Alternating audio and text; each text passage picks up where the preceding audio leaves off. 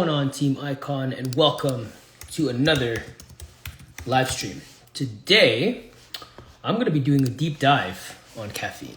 All right, one of the most consumed products in North America and, if not the world, and one of the most abused, to be quite honest. So I wanted to talk about it because caffeine is something that I personally do appreciate and use in my own personal life. But, I've also been on the receiving end of caffeine abuse, and I can safely tell you it is not fun, right? And just as a quick heads up, if you do overdose on caffeine, what you will feel is a lack of appetite, severe brain fog, like to the point that you can't even put your thoughts together or your thoughts to words. And you'll probably get really pale in the face. So this actually happened to me in 2017 during my first competition prep. I was over dieting and over moving at the time, like way too much expenditure and not enough food. But that being said, you could imagine I heavily depended on caffeine just to even function, right?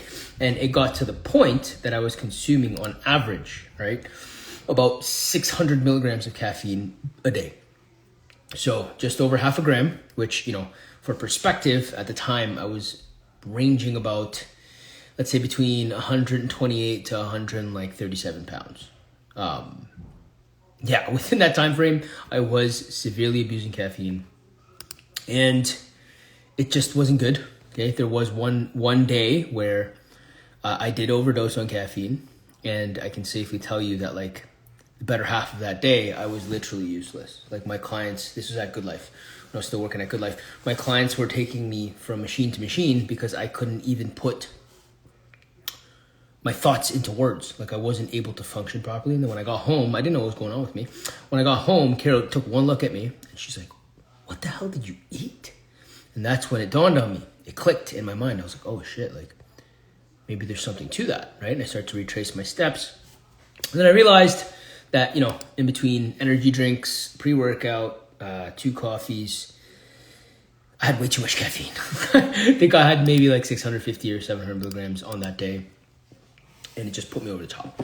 So, try to avoid that. And that's kind of why I want to go over the topic of caffeine today, because it's something that, I personally enjoy, right? I do like having a nice hot cup of joe in the morning. I take my coffee black, by the way. But I have that in the morning. I indulge in the occasional energy drink, and I do take pre-workout, right? But just to give you perspective, now currently, especially after the move, I've been limiting my overall caffeine consumption to 200 to 250 milligrams per day, right? And just as a heads up, Health Canada and all of the kind of governing bodies suggest that you don't have more than 400 milligrams a day. They deem that the safe amount. But in my opinion, in my humble opinion, 400 milligrams is still really high, okay? Especially depending on your body weight, your height, your age. There's a lot of factors that come into play. So just being very mindful, because I find that a lot of people don't even track the amount of caffeine that they consume on a day-to-day basis, which is a very dangerous thing.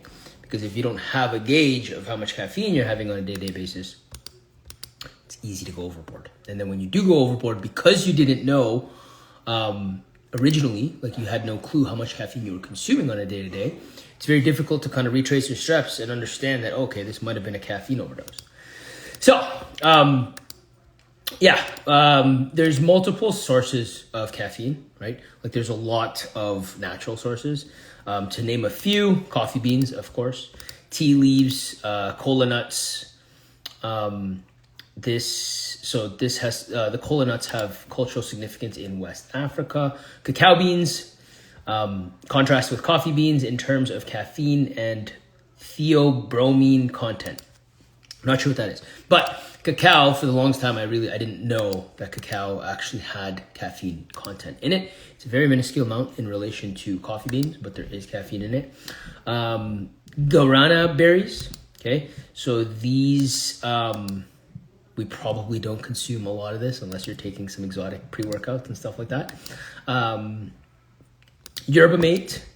So yerba mate is native to South America. And then, of course, all of the synthetic caffeines, right? The energy drinks, any medications, pre-workouts, things like that. The vast majority of those are synthetic, right?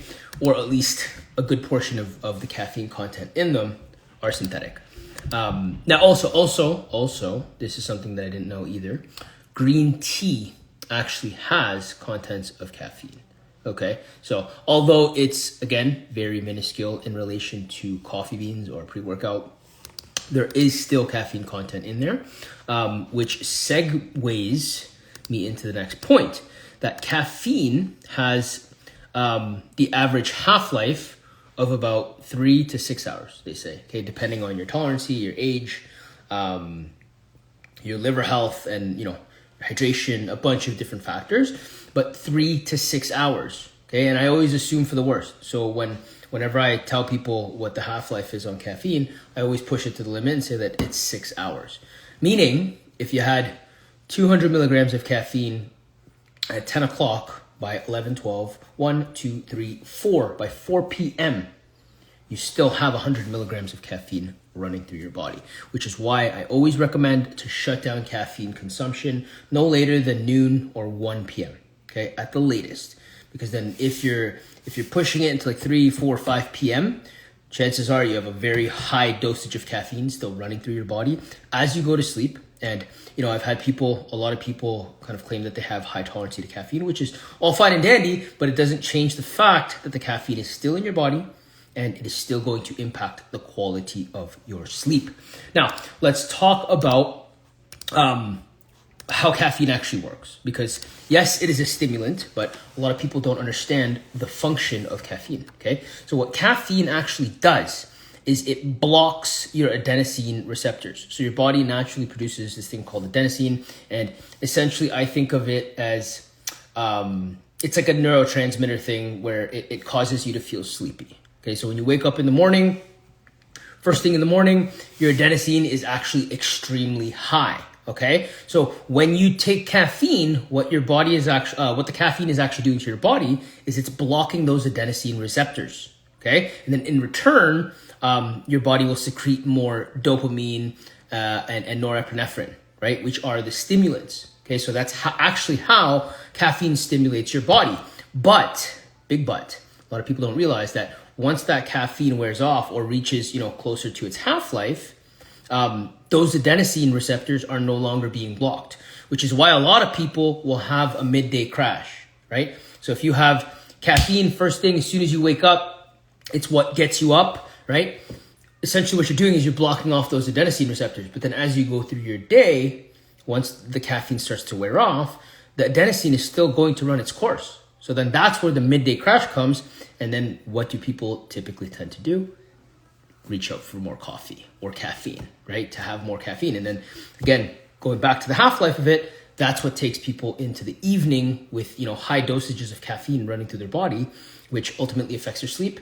And as I've mentioned on multiple other lives, sleep is the key to muscle growth, fat burning, recovery across the board. It is literally the key to fitness. Being fit and healthy, you need to have high quality sleep. If you can't get a sufficient amount of sleep, like if you can't get like 7-8 hours a night, if you're only averaging, let's say 6 hours, the best thing you could do is try to increase the quality of that sleep.